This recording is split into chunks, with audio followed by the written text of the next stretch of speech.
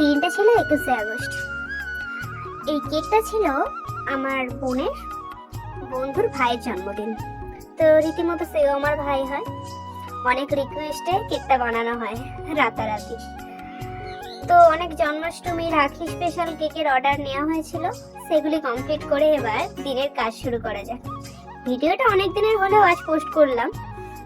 তো কথায় আসি, আরো একবার বলি, আমি প্রফেশনাল না, প্রফেশনালদের মতো ভয়েসও দিতে পারবো না।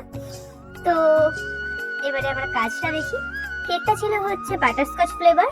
তো আমি লেয়ারিং গুলো করে, তো বাটারস্কচ ক্রাশ একটার পর একটা দিতে দিতে লেয়ারিং করছি। তো দেন তোমরা দেখতে থাকো। তো এখনো তো সামনে টিচার্স ডে, তোমরা কে কে কেকের অর্ডার করছো আমাকে প্লিজ ইনবক্স করো। আর ইনবক্স করে অন্তত নাম্বারটা দিও, কারণ এত মেসেজ দেখার সময় হয় না।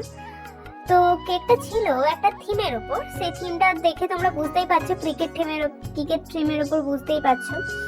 তো কেকে আসি। তো কেকের কনসেপ্ট আমায় দিয়ে দিয়েছিল যে থিম তুমি দিতে যা ইচ্ছা করো, আমাকে কেকটা খেতে সুন্দর হলেই হবে এবং থিমটা তোমার পছন্দ মতো সাজিও। কেকটা রেডি হয়ে গেছে আমার কথা বলতে বলতে তোমাদের সাথে। তো কেকটার লুকটা জাস্ট কেমন দেখো, আমার তো খুবই ভালো লেগেছে। আমি যেহেতু কেক করেছি আমার অবশ্যই ভালো লাগবে।